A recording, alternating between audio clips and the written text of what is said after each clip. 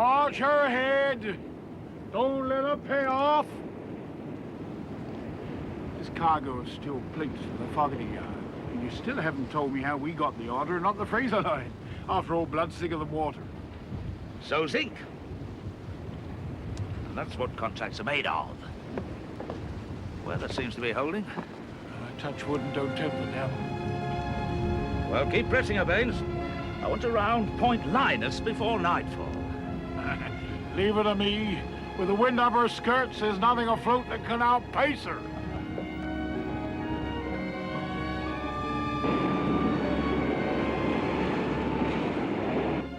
I don't understand, my father. You mean chartering an Onedin ship to carry steel plates from Swansea? Yes, one would almost think that the Frazer line was a competitor rather than our own company. Patience, William, patience. By the end of the year, you will be your own master. But until that day, I'm treated like a dog's body. Dunwoody has more authority than I have. No one gives authority. Authority is something you take. There'll be changes made. That I promise you. Dunwoody will go for a start. Don't waste your energies on a clerk, William. Concentrate upon acquiring a full knowledge of the business. Always remember that a ship is a capital asset, and capital must be put to work.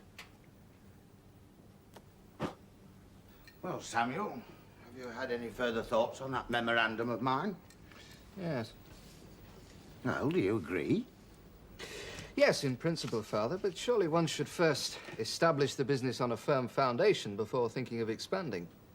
Sentiment does you credit, my lad. Caution should always be the watchword. It's a principle I've adhered to for all my life. You are growing more like your father every day, Samuel. On the other hand, there are times when an occasion presents itself where you have to keep an eye on the future. Your future, Samuel. Well, no, as it happens, I was really thinking of the more immediate present, Sarah. You see, of late, we've had many inquiries from our out-of-town customers for goods to be delivered by parcel post. Now, I feel we can fulfill that demand by opening a new department, a country department. Yes, I think that's a splendid notion, Father. You do? Yes, definitely. Well, of course, it would mean that we'd have to expand the present store, build warehousing, a dispatch office. Yes, all devoted to the postal trade. Exactly. Acquiring the land, building work, could cost a pretty penny. It would cost a pretty penny. But talking of money, I've received a communication from Mr. Beaumont, who asks for the favor of my presence for a few minutes' conversation on a matter of business. Oh, Mr. Beaumont, yes. A most charming man. We took sherry with him, do you remember? He was most complimentary toward you, Robert. Quite taken with the new department store. The equal of any in London, he said. Ah, well, Beaumont's a man who keeps his ear to the ground. I mean, he doesn't just throw sherry parties for the pleasure of your company. Oh, no, he's heard something, I'll warrant. You mean, what does he want from you, Father? Exactly. And you know, you must always question the motives of a spider before entering its web. Will you go? Well, why not? I mean, even spiders sometimes bite off more than they can chew. The weather's closing in, sir. Rubbish. A trifle of sea mist. Nothing to trouble an experienced master. And you are an experienced master, Captain Oliphant? Oh, yes, sir. Indeed, sir. But out in the bay, it'll be thickening up like a hell's broth, if you'll pardon me, sir. You would prefer to wait until the fog lifts? Yes, sir. Idle ships cost money.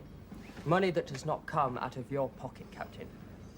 We pride ourselves that Frazer ships leave on time and arrive on time. Do I make myself clear? Yes, sir. But the fog may slow us down a little, sir. If this ship does not arrive in Belfast on time, I shall want to know why. Do you understand me? Yes, sir. What is it, Dunwoody? Sir Daniel has returned the documents without signing them, Mr. Frazer. He suggests 1 or 2 amendments. In a moment. If your spirit is queasy, Captain, I can readily find a dozen to take your place. That won't be necessary, sir. I simply thought it my duty to inform you of the situation. I can see for myself.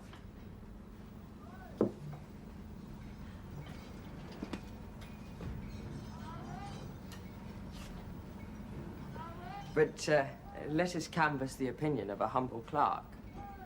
Dunwoody, you've just crossed the river. What was the weather like? Oh, the fog is thickening, sir. But the ferries are still running. Yes. Perhaps I should employ a ferry boat, Captain. You have your orders, Oliphant. Yes, sir.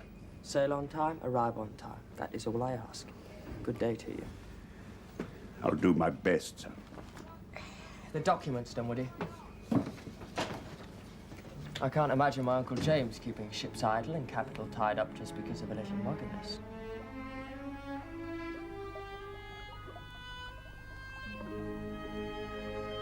Let go!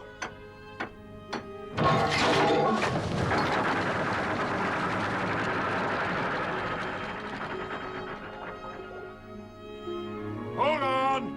Make fast! Run up the anchor light and set fog watches, Mr. Mate. This stuff's like pea soup, sir. I'm afraid Sir Daniel Fogarty will have to wait for his steel plates. Well, it'll lifted by sunup. We'll be alongside in time for breakfast. You made good time, Baines. Very good time. Thank you, sir. I think I'll turn in. Keep a sharp lookout, will you? Aye, sir. Good night, then. Good night, sir.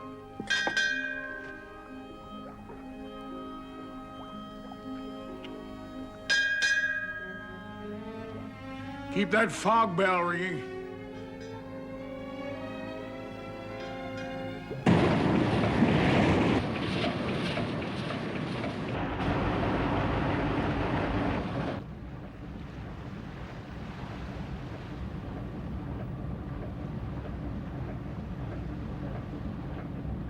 Another blast, Mr. Judd.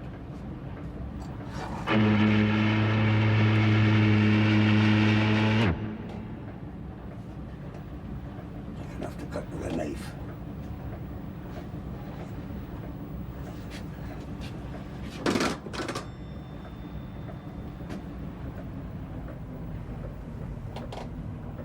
Damned owners. That young monkey should be here instead of giving me orders from an office chair. Port and red and white. Well, at least we're on the right side of the channel. Keep her steady, quartermaster. Another blast, Mr. Judd.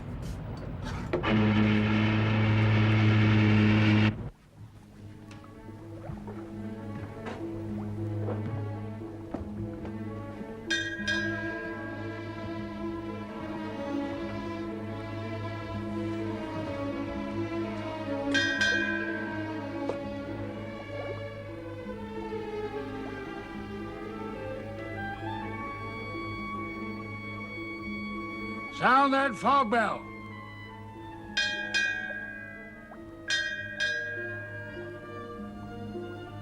Keep it ringing.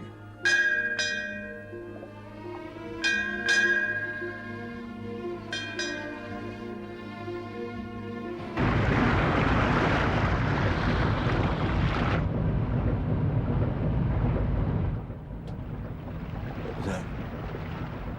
Fog boy. Weren't it?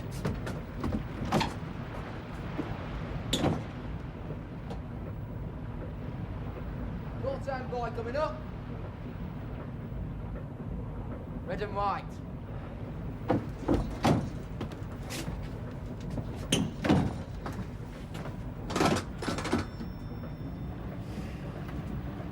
We're on course.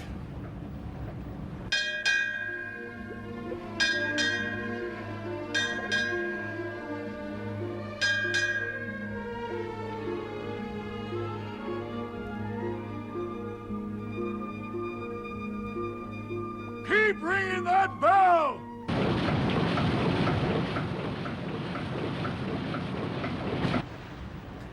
Damn thing. Which boy is it? Quickly, man!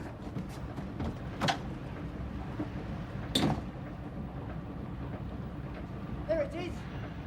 Can't see clearly. Looks conical. Black and white. Bracken, My God, we must be on the wrong side of the channel! Starboard, you helm! Bring her round!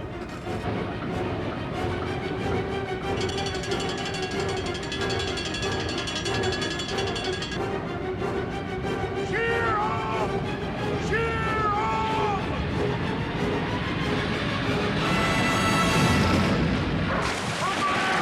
Come below! Oh, come on over the side with you! Over the side! Abandon ship! Abandon ship! Abandon ship! Abandon ship! He's going fast. Now, there's not much more we can do. Just make sure everybody's off the ship.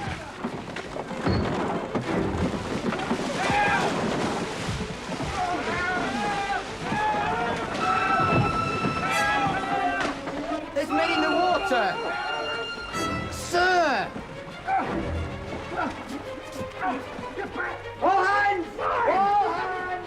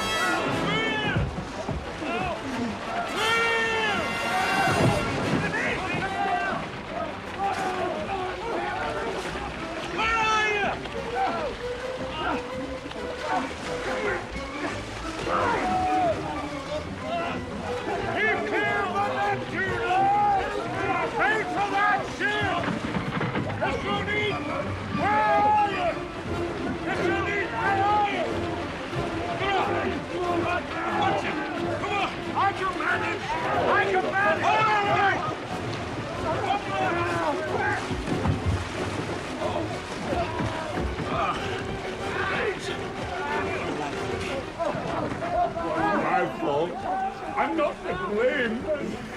You stupid, sick-brained idiot! Deaf as well as blind. Couldn't you hear our fog bell? No, I was confused. I thought... What? I thought you were crossing my bow. Crossing your bow? Did you not fit to command? That's going to cost you your ticket. And you're out as a pretty penny, too. Where is he?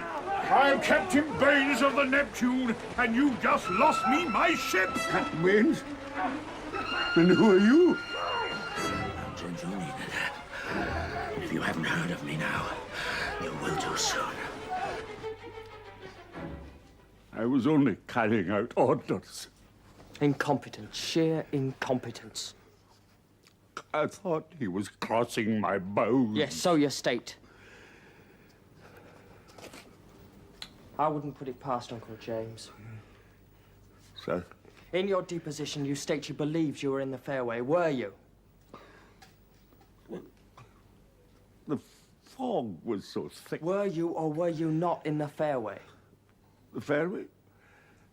Well, no doubt in my mind we were picking up the marker boys, but... But what?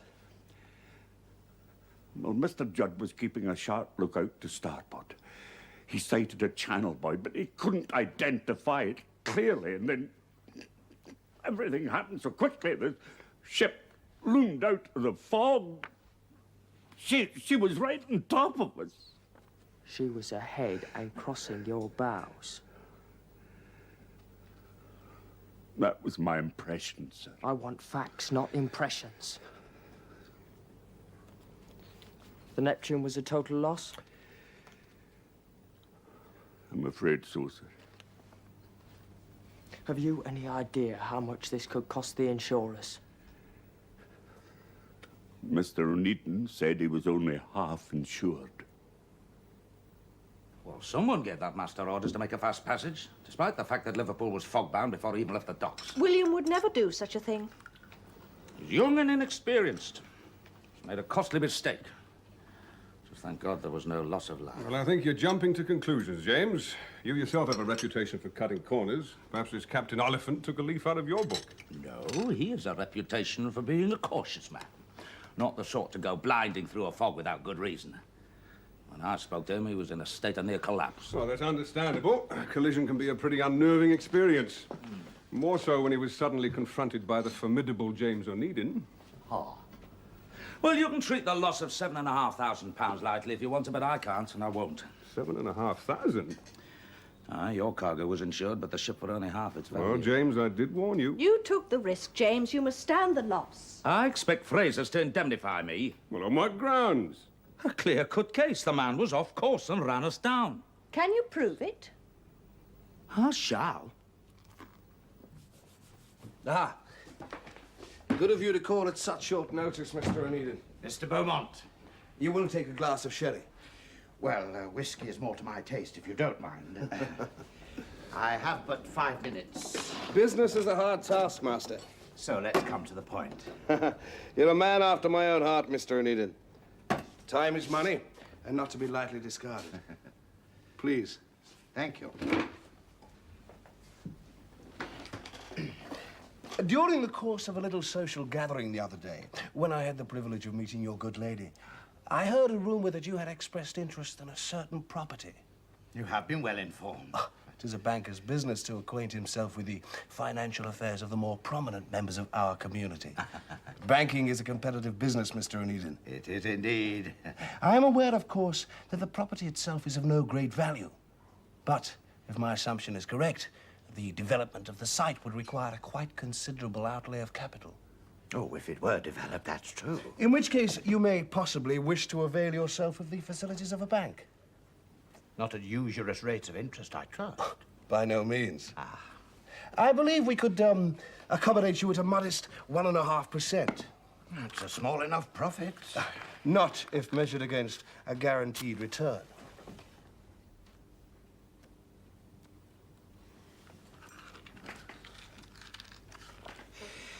By guaranteed, I presume you mean securities?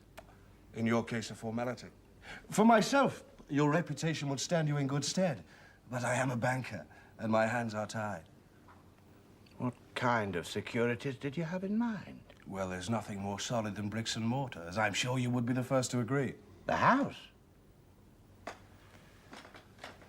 Oh, that's in my wife's name. You have taken advantage of the new act. I have, indeed. A very wise decision, if I may say so. No, I think the deeds to the department store would be sufficient. More than sufficient. But I think not, Mr. Beaumont. Should I require additional capital, I think that my name and reputation will be quite sufficient security. However, I'm glad of this opportunity to have met you, Mr. Beaumont. Good day. Good day. And why must we continue to live in a hovel like this? Your father and I find it quite comfortable. Oh, comfortable. Well, why can't we have a country residence like Uncle Robert or a townhouse like Aunt Elizabeth?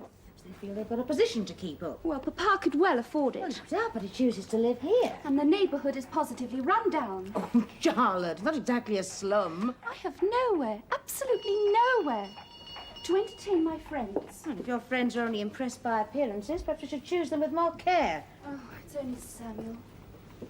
Oh, he seems a very frequent visitor these days. Samuel, we were just about to have some tea. Will you join us? Oh, thank you, Aunt Letty. Bought these for you on my way. From an itinerant flower seller, I expect. Yes, I did, yeah. Well, I'll go and put them in water. Shall I help? No, thank you. Oh, well, I seem to have put my foot in it. What was all that about? I'm afraid she's in one of her moods today. Oh, dear. Oh, perhaps I'd better go. Oh, now sit down, Samuel. She'll be back in a few minutes. pouting and smiling very prettily, I assure you. I don't think she knows I exist. Oh, now, what's the old saying? The race does not always go to the swift. Ah. I hear Cousin William's crossing swords with Uncle James. Perhaps he'll come a cropper. Well, anyone who crosses swords with your Uncle James lives to regret it.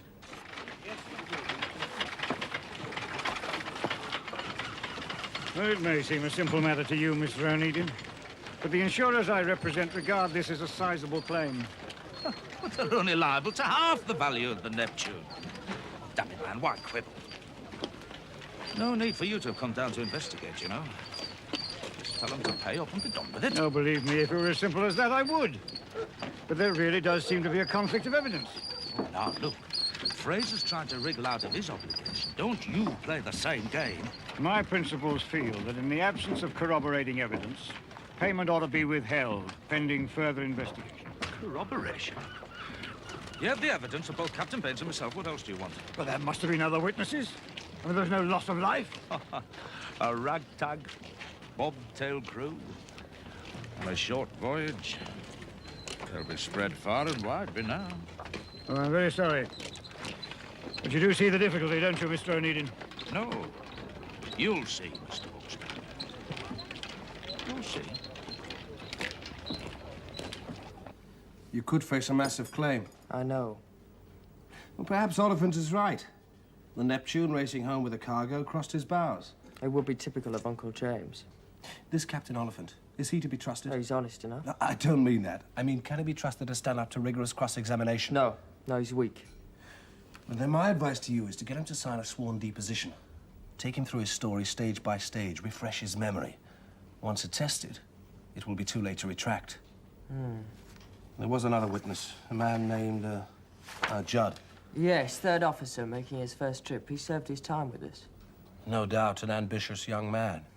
Eager to be off to sea again, I expect. I've already found him another berth. He sailed for South Africa this morning, together with the Condor's helmsman. I think your Uncle James has met his match. Sometimes I think Papa simply vents his spleen on poor William for no reason at all. Oh, I don't believe there's any real animosity on Uncle James' part. Well, I'm quite sure there isn't any on William's. There's bound to be a little ill feeling on both sides. After all, it is Frazer's responsibility. Well, not according to William. Oh, not specifically William, no. I meant that Captain Oliphant. I have it directly from Captain Baines. Oh, Captain Baines. He seems to be your sole topic of conversation these days. Oh, I do apologize, you're quite right. We didn't come for an afternoon stroll to discuss other people's affairs. No, I can think of a much more pleasant topic. Charlotte, there's a concert at the Liverpool Philharmonic Hall next week, and I hoped you might honor me with the pleasure of your company. It's 4 o'clock. William said he might call over for tea. Oh, please excuse me, Samuel, but I mustn't be late.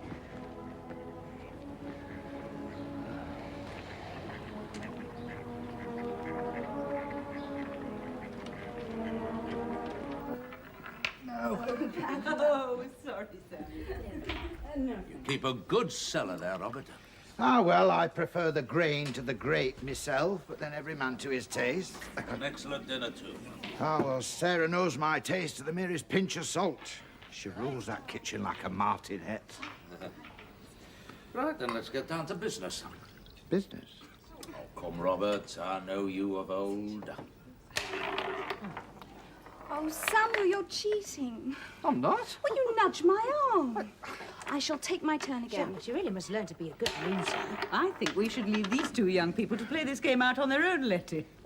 Daniel tells me that you've moved into the Australian wool trade for your long-haul ships. I have. General cargo out. Well, you know, I think I can put a bit of business your way. I don't know about that. Our manifests are pretty well filled. Ah, well. Suit yourself, we'll say no more about it. I could possibly top off with a few parcels. Do you think you could find room for 1,000 rolls of linoleum, half a dozen crates of crockery, 40 bales of linen, and 60 cases of furniture and a few pianos? Well, I mean, you know, there are 1 or 2 other odds and ends as well. Do you know, I do believe that I have a list here of the individual items. Odds and ends? Huh? Plain cottons, worsted, millinery, umbrellas, carpets, No, there's a rugs. flourishing trade for British household goods abroad. So it would seem this would fill an entire tween decks. Business must be good. It is. I intend to have a catalogue printed and then distributed throughout the colonies. Got an eye for the future, eh? It's trade, James, trade. You and I, we could work hand in glove, you know. I supply, you deliver. Well, if the price was right. If the price is right, aye. It will be. Plus discount. I'm not a shopkeeper. But I am, James, I am. You'd have a hard bargain. I had a good teacher. Well, now, what have you two been discussing? Empire building, my dear. Could have far-reaching consequences. Oh, those are my feelings exactly, Daniel. You see, the parcel post business is in its infancy. And I thought I'd take a leaf out of James's book by setting up a subsidiary company to deal with overseas orders. Bearing your name or Samuel's? Well, Samuel's, I think. I mean, the lad has shown interest in the project, and I think I can kill two birds with one stone. Oh? Well, you know he's always had this hankering to go to sea. Well, I thought I'd give him a year to get the nonsense out of his system, you see. Pack him off as a supernumerary. That way he can both gain experience and act as my agent for the company. Buying in from abroad? Well, I should see to it that he was supplied with a shopping list. Well, that boy of yours has a taste for salt water, and swallowing the anchor in one enormous gulp is no mean task. You managed it. With difficulty. We've come a long way since the old days, Robert. Aye, we have indeed. No doubt you aim to go further. As I'm sure you do too, Daniel. Now then, I have a proposition to put to you. I heard the other day that there's a cotton mill coming up on the market. A mill? Darlington's of Oldham. The old chap's retiring, and there's no family. Well, are you suggesting that I buy it? Exactly. You know, I'm afraid I don't quite see myself in the role of mill owner. No, Frazer's ship in raw cotton. The mill makes it up, and I can guarantee you an outlet. How? Well, I've already offered James the bait. He can blaze the trail. Well, have you discussed this scheme with James? Oh, of course not. This is just between ourselves. No, James's sailing ships open up the Australian market, and Frazer's steamships the Indian. I tell you, Daniel, I foresee in the near future that we're going to need more than one mill. We? A partnership. Well, I thought you'd had more than enough of partnerships, Robert. Oh, with James, of course I have. But you and I, we could work together. You are a man of vision, Robert. You'll keep this in the strictest confidence. Oh, I shan't tell a soul, not even Elizabeth. Well, especially not Elizabeth. Elizabeth's a born chatterbox, and you know women with this I kind shall of keep gossip. it as a surprise. And you agree? Well, in principle. But first things first, where do I find this Mr. Darlington? Young man, we were lying in a safe anchorage outside the main channel. I know it. Captain Baines knows it. So does your Captain Oliphant. Nevertheless, in the absence of evidence to the contrary, I must accept his account. Tell me, Uncle, all your charts, ship's log. Went down with the ship. I'll have to do better than that, young lad. Now tell me, have you no witnesses? Junior officer on the bridge? Yes, Mr. Judd, but I'm afraid he's unavailable. He's making another voyage to Australia. It won't work, young man. Frazer's owe me £7,500, and no young whippersnapper of an office boy's going to stand in my way. In the absence of evidence, Uncle, you are hardly in the position to sue anyone. Oh. I shall obtain evidence, young man. Never you fear. And when I do, you're going to rue the day that you were born. Samuel? A company of his own? Well, it'll give the lad a name in life. He'll soon buckle down to business. Yes, you see, I thought Samuel Onedin Warehousing Limited. No. Samuel Onedin Parcel Post Limited. No. Samuel Onedin. Parcel Services Limited. No, it's not quite right, is it? No, I'll think of something. It will still be family. Well, of course, yes. I shall register it as a private company with Robert Onedin Limited owning a majority of the shares. Oh, well, you know best, dear. Yes. Right. You know, Sarah, I've a good mind to ask Daniel if he'd consider taking a seat on the board. Sir Daniel Fogarty. That would add an air of distinction to Samuel's notepaper. Here. You hadn't thought of asking James as well, had you? Oh, I'm for fend. No, giving him a month, James will try to take control of the company. Oh, no. James can build his own empire. I'll build mine. Oh, Sarah. I've got such plans for the future. Far-reaching plans.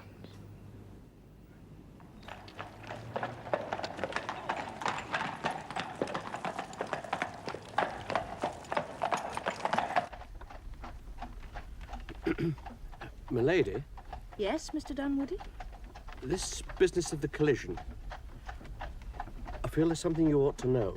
We have a witness. A pettifogging clerk. I'll deal with him later. William, if it should come to my notice that you have seriously upset Dunwoody, you will no longer occupy this office. Do I make myself clear? You forget that in 7 months this business will be mine. And much can happen to that business between then and now, so don't cross me, young man. Anything which affects the good name of Frazer's is important. If we are liable, we shall pay. Now, for the second time, did you or did you not put pressure on the master to such an extent that he was forced to take unnecessary risk? Captain Oliphant has the reputation of being an overcautious man. He was reluctant even to leave port. I would have thought twice about it myself. You know very well that ships do put to sea in far worse weather. How they proceed is entirely the decision of the master. I merely impressed upon him the fact that we had a contract to fulfill. Very well, we shall assume Frazer's were at fault. We shall pay. No. The cause of the collision is contained in Captain Oliphant's statement. The Neptune crossed his bows. Uncle James took the risk, not Oliphant. Uncle James also had a contract to fulfill. Yours. Ring for Dunwoody. Well, the onus of proof would seem to rest with Captain Oliphant. Now, Dunwoody, my compliments to Captain Oliphant and ask him to present himself here at 4 o'clock this afternoon. Very good, sir. I shall get to the bottom of this. So you won't retract? I dare not, Mr. Onedin. Pretty poor berth you've got here. I could find you better. Come on. You know the truth of it, and so do I. Tell the truth, and I'll get you back to sea on a well-found ship. Now, you have my word for it. I'm caught between wind and water. Wind and water? You'll be caught between judge and jury. Do you think you could stand up to questioning in a civil court? Court of law. It won't come to that, sir, will it? It will if I don't get satisfaction. Choice is yours. Make up your mind. Only quickly.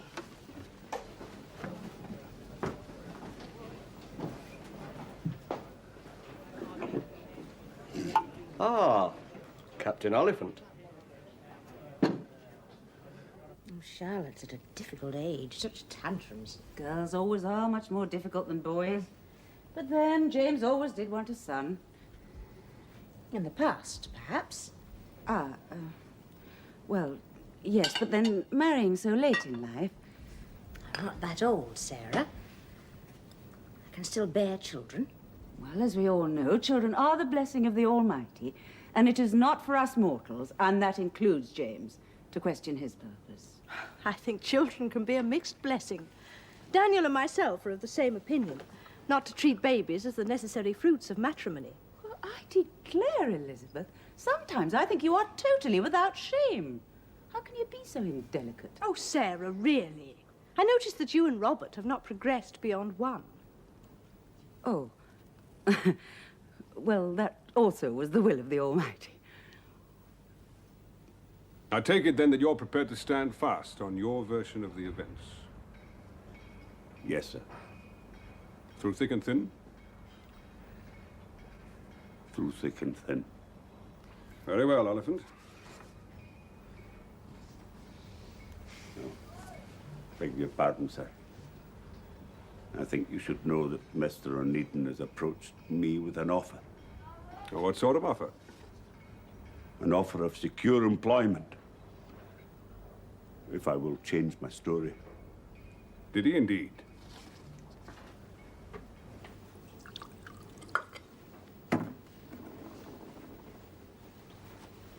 Very well, dear. Thank you. Robert, Yeah? I took tea with Letty this afternoon, and she told me in the strictest confidence that she and James have decided against having any children. Good Lord, the subjects you women find to gossip about. You understand what it means? Well, of course I do. It means that one day Charlotte will inherit everything. Mm-hmm. You mean Samuel and Charlotte? Oh, no. They're cousins. No, it'd never do.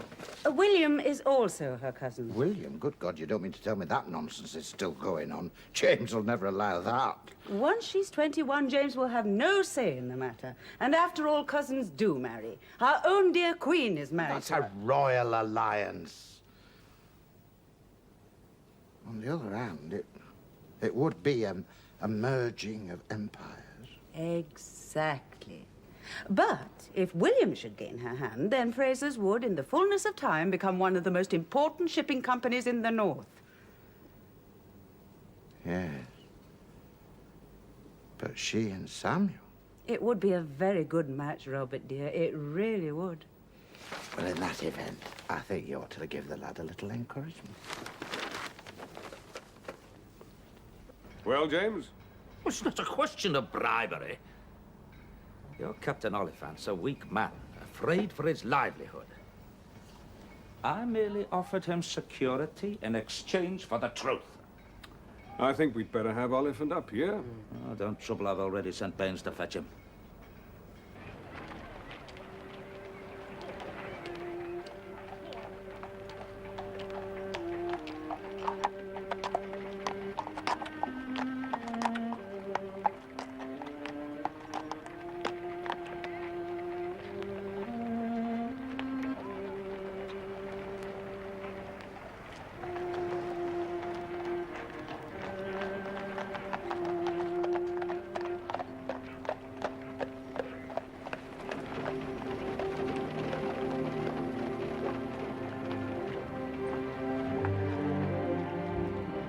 Poor old Oliphant.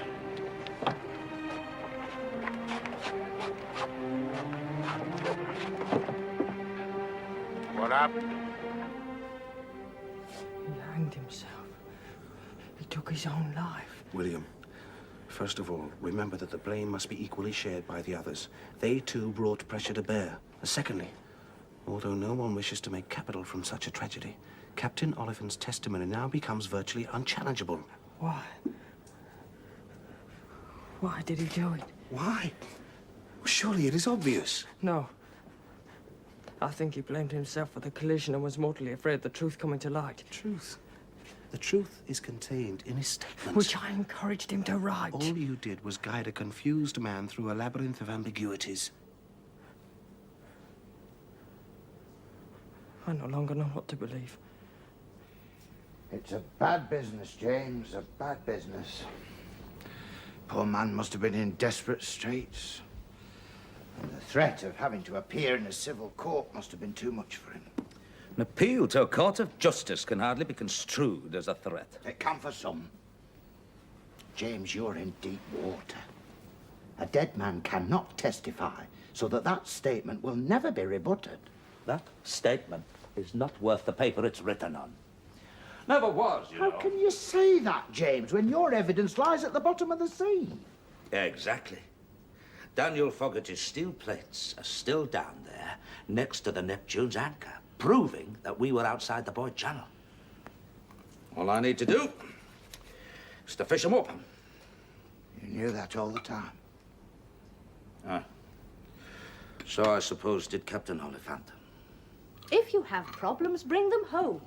Don't discuss them with strangers. You were saying?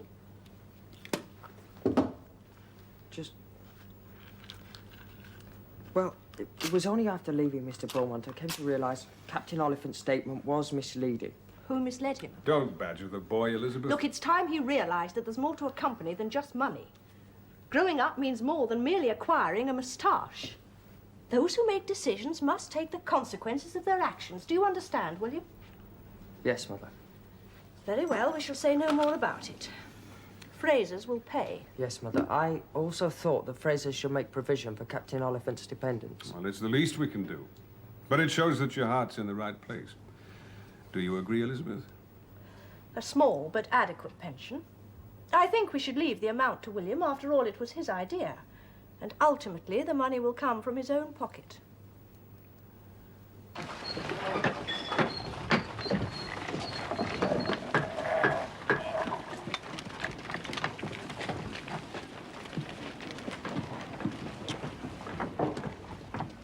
So, Frazers have agreed to pay you.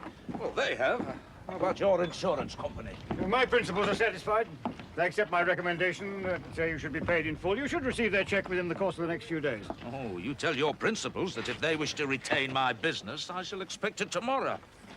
I shall quite enjoy delivering your message. Tell me, did you ever intend dredging up one of those plates? No. If Daniel Fogarty wants them, he knows where they are.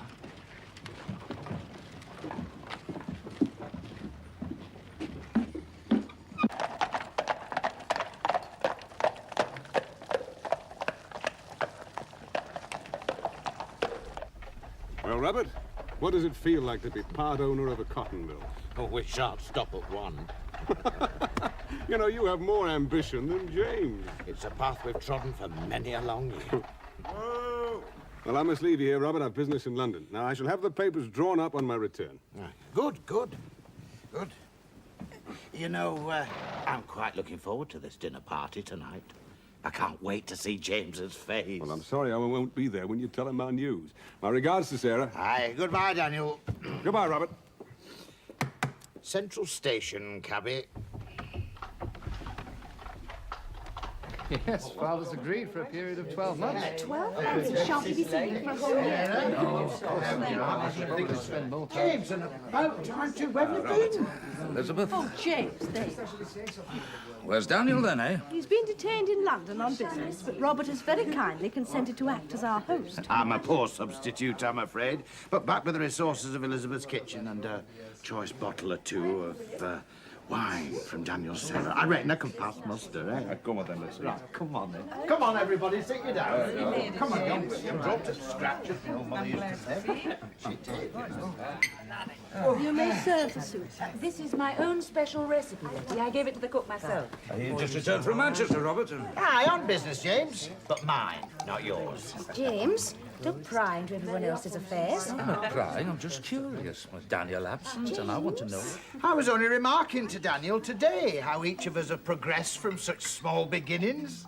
I mean, Sarah, she used to drive pigs to market. Really, Robert? I remember the day I first met you as though it were yesterday. You were like a little urchin, plastered with mud from head to foot. Oh, Robert, how could you? And now you're a lady, in every sense of the word. Aye. Oh, Robert. Oh, Sarah, we should never be ashamed of our humble beginnings. Rather the reverse. I mean, look at me. I pulled myself up by my bootstraps, I'll tell you. I had the honour to represent the constituency in Parliament. I was able to afford for Samuel the best education that money could buy. And I hope you appreciate that fact, my lad. Yes, Father. A fine country house. The envy of all our neighbours. Thank you. And what I venture to suggest is the finest retail store in Liverpool. Now you've got your finger in some other pie. Aye, and it's a big one, James, I'll tell you. I've got plans, great plans. Well, you've got us all gathered here together. When are you going to enlighten us? All in good time. You know, Elizabeth, this is really most excellent broth, love. Well, you must thank Sarah, Robert. It's your own favourite recipe, Robert. Elizabeth, I hear that Frazers are going to pay Oliphant's widow a pension. We believe it to be only fair and just. Almost generous. Too generous, if you ask me. I hope you put in the proviso that if she remarries, the pension discontinues. Otherwise, you might find yourself supporting some ne'er-do-well in idleness for the rest of your days. Really, James, you are beyond belief. You not only count your own coppers, but you seem intent on counting everybody else's as well. Excuse me, I seem to have got something lodged in my throat. Aye, one of your plans for the future, eh? Found it, man. Give us a slap on the back. Come along then, Robert. Cough it up, lad. Here, you better get some dry bread, Elizabeth. Come on then. Come on, cough it up. I can't. Hey. Leave it to me. He's got a bit of chicken bone stuck in his gullet, doesn't it? Now then, Robert, open your mouth. Oh. A doctor. Fetch a doctor. Oh, God.